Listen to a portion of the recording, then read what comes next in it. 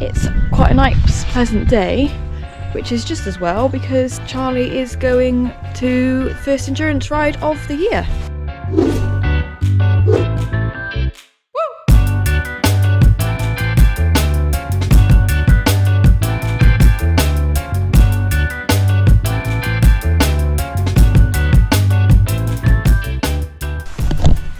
So I did some loading practice with him yesterday, so hopefully we won't have any issues with that. Because he's going on his own today. So last time in October, when he went for his first one, he went with Beanie, so he had a friend with him.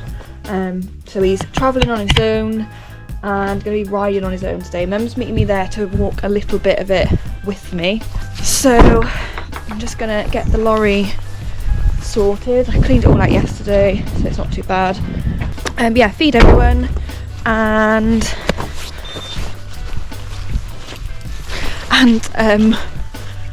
then get Charlie loaded up and we can go. Won't be much of a talking one today, because once we get there we'll just get on and go. But he's only doing the baby route. I say it's an endurance ride, I mean it is, but we'll either do the 7 kilometres or if he's behaving himself by the time we get to the checkpoint, I can decide if I want to go on and do 14k, but we'll see, which is still nothing, like it's not a very long ride. Probably take an hour and a half to do 7k at a walk, so 3 hours at a walk to the 14. So I'll see how he is, even if he's behaving, if he's a bit warm and you know getting a bit tired, then obviously we'll come back, but we shall see. I'm going to go get him ready, we'll get loaded up and we'll go.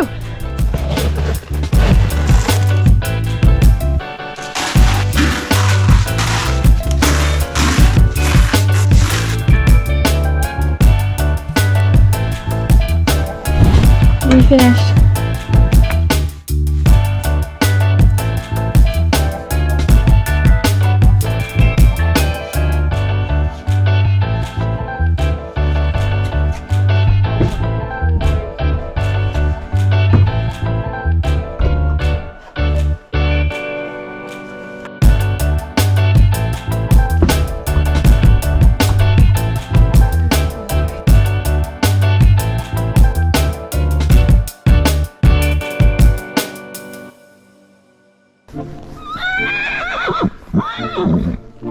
So I thought I'd do something a little bit different with this video. I've posted a reel of the ride over on Instagram if you want to watch some clips without any voiceover, but I wanted to talk through what's going on and how Charlie did throughout the ride, because it can be a little bit difficult to see what's happening with just the GoPro sometimes. So firstly, I was lucky enough to be able to park somewhere just a little bit away from the venue that's a bit quieter, which meant Charlie'd have a bit more time to calm down and relax when coming off the lorry, and I'd have a safe place to tack up and it wouldn't be so overwhelming for him. It did mean as well that I had the safety of an arena to get on in, just in case he decided he was going to have a hissy fit. But to be honest, he wasn't a problem. He was really good. He had a little bit of a meltdown when some other horses left, but I just kept him moving and kept him in some small circles by the gate. If we stopped for too long, that's when the bouncing kind of would start. I wouldn't quite go as far as say he was rearing, he was just getting a little bit anxious, so the bouncing kind of is his go-to in those sorts of situations. But anyway, he did settle it out nicely eventually and we could use the whole arena, and as soon as I was happy we went off down the road and headed to the venue.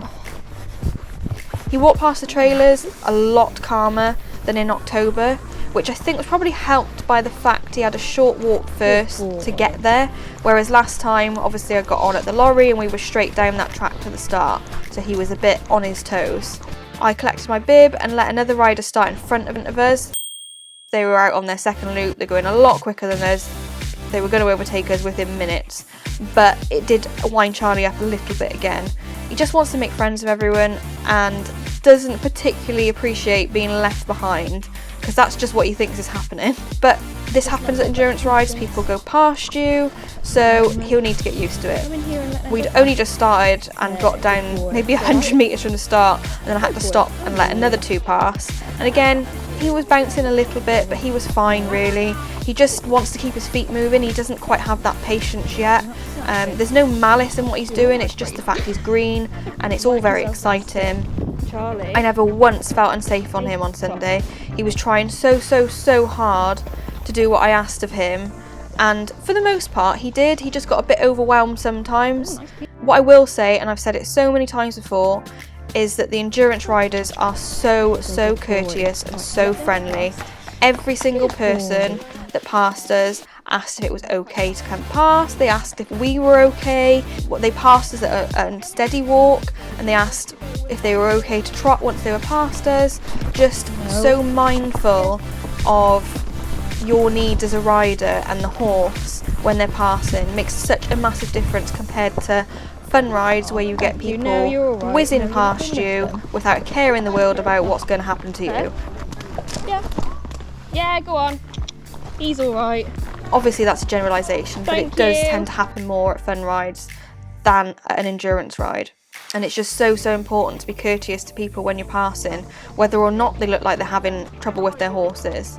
Charlie did get better with them passing, and towards the end of the ride he did stand really nicely whilst 5 or 6 riders passed us all in a group, so he will get used to it. I'll leave it, thank you. Thank you very much though. Good boy. Look at them all coming past. What a good boy. Thank you. No, you're going with them. Good boy. He calms down a little bit. Yeah, looks a little bit calmer, but he's still, he'll be on his tail now, bless him. Good boy, that was better. Thank you. So we only did the shortest 7-kilometre route. He was quite sweaty already by the time we got to the checkpoint, and I didn't really think it was fair. But to be honest, he definitely could have done the extra distance, and he wasn't in the slightest bit tired. But we did a reasonable amount of trotting on the softer tracks, and he just felt really lovely. I'm so pleased with him because he's never done anything properly on his own, and he did actually cope really well with it. I did think he would be a bit more spooky, like at all the logs that have been felled and stuff like that, you know, dogs and people walking and just stuff in the woods in general. But the only thing that he wasn't really keen on was a man doing his garden with a wheelbarrow on the road. And even then, once he kind of worked out what it was, he walked past it no problem. You're alright, you can do it. You can do it. I feel your bum scooting. Come on. Good boy. Good boy.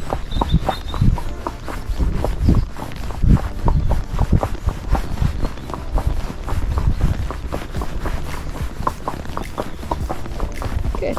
Hiya. Good boy. So good.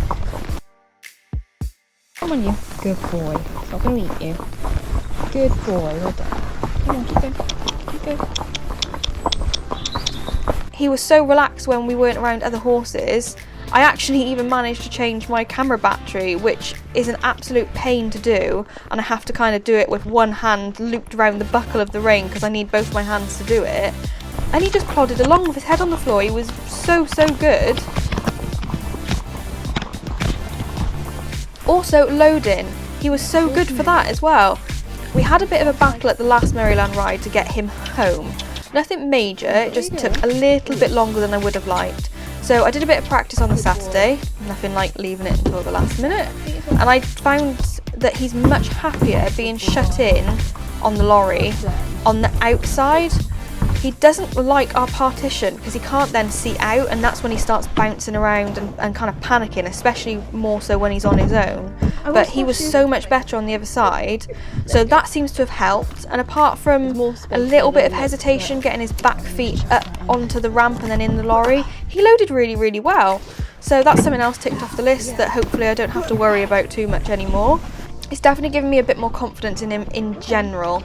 And I feel that the worst he's going to do is bounce around a little bit at the start of a ride, which compared to Gabby, who used to be a professional rearer, is absolutely nothing. And I think the more that he does and the less anxious he is in these situations because he gets used to it, the better he'll be, and hopefully all 4 feet will stay on the ground. I'm hoping to get him to a couple of arena hires over the next few weeks, so that's probably where we'll see you next.